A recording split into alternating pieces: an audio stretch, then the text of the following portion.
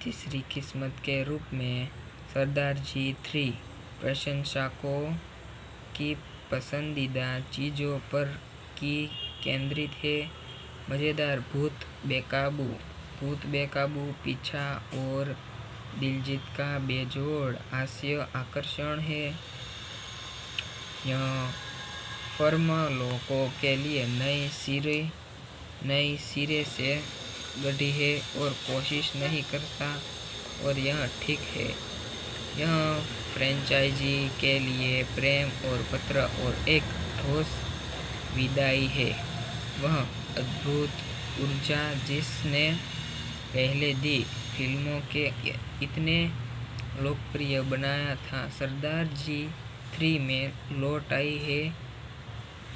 दिलजीत दोसांझ में अपनी विशिष्ट बुद्धि और देसी अंदाज में भूता से लड़ते देखना मज़ेदार है, और कहानी गहरी नहीं है, लेकिन ज़रूरी भी नहीं है कि यह पूरी तरह से हंसी और उत्साह और कुछ अजीबी-गरीबी डायन ड्रामा बारे में है।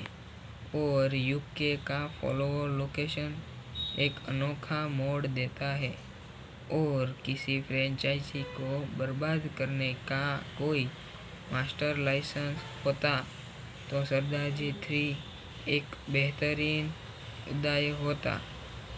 यह फिल्म शुरू से आखिर तक एक बेतुकी आपद में एक आलसी, शोरगुल वाली और ज़्यादा क्षमाशील प्रशंसकों की बुद्धि अपमान करती है।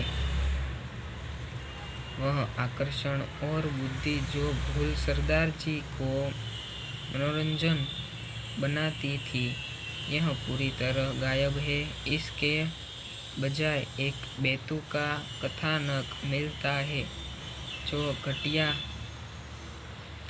चुटकुलों, दोहराए गए चुटकुलों और मुख्य अभिनेता के अभिनय से बनाए गए थे, और वहीं में अपने एक किरदार से जिसका नाम ज़्यादा एक अव्यक्ति चित्र जैसा लगता है, और हास्य बेहद बचकाना है, और कहानी बेतुकी है, और भगवानात्मक क्षण खराब लेखक और घटिया निर्देशन के कारण बेजान हो जाते हैं।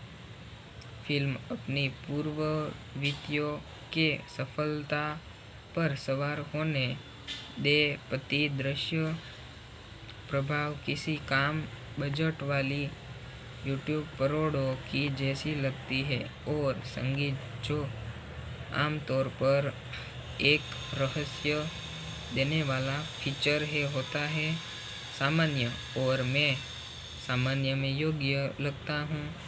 और शायद सबसे शरीरजनक बर्बाद यह किसी का सरदार जी 3 कोशिश की नहीं है।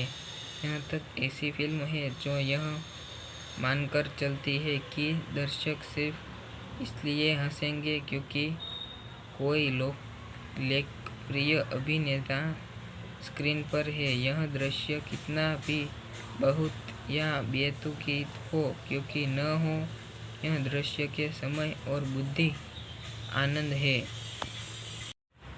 तीसरी किस्मत के रूप में सरदार जी 3 प्रशंसकों की पसंदीदा चीज़ों पर की केंद्रित है।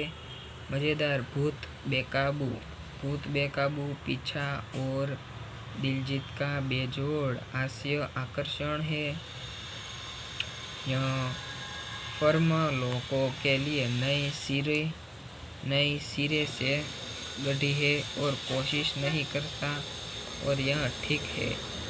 यह फ्रेंचाइजी के लिए प्रेम और पत्र और एक ठोस विदाई है। वह अद्भुत ऊर्जा जिसने पहले दी फिल्मों के इतने लोकप्रिय बनाया था, सरदार जी 3 में लौट आई है।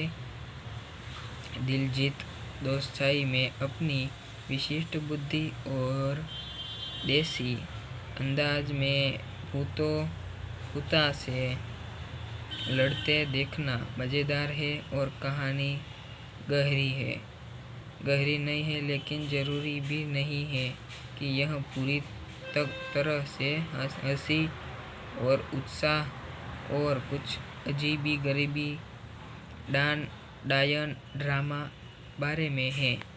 और यूके का फॉलोअर लोकेशन एक अनोखा मोड़ देता है, और किसी फ्रेंचाइजी को बर्बाद करने का कोई मास्टर लाइसेंस होता तो सरदारजी 3 एक बेहतरीन उपाय होता।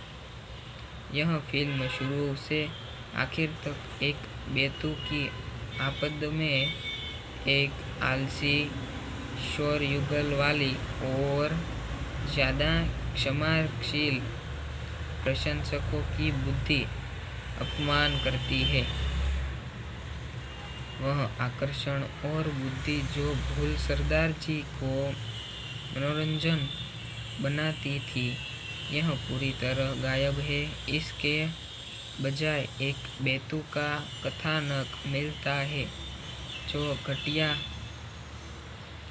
चुटकुलों, दोहराए गए चुटकुलों और मुख्य अभिनेता के अभिनय से बनाए गए थे, और वहीं में अपने एक किरदार से जिसका नाम ज़्यादा एक अव्यक्ति चित्र जैसा लगता है, और हास्य बेहद बचकाना है, और कहानी बेतुकी है, और भगवानात्मक क्षण खराब लेखक और घटिया निर्देशन के कारण बेजान हो जाते हैं। फिल्म अपनी पूर्वविधियों के सफलता पर सवार होने दे पति दृश्य प्रभाव किसी कम बजट वाली यूट्यूब करोड़ों की जैसी लगती है, और संगीत जो आमतौर पर एक रहस्य देने वाला फीचर है होता है सामान्य, और मैं सामान्य में योग्य लगता हूँ। और शायद सबसे शरीरजनक बर्बाद यह किसी का सरदारजी 3 कोशिश की नहीं है। यहाँ तक ऐसी फिल्म है जो यह मानकर चलती है कि दर्शक सिर्फ इसलिए हंसेंगे क्योंकि कोई लोकप्रिय अभिनेता स्क्रीन पर है। यह दृश्य कितना भी बहुत या बेतुकी हो क्योंकि न हो, यह दृश्य के समय और बुद्धि आनंद है।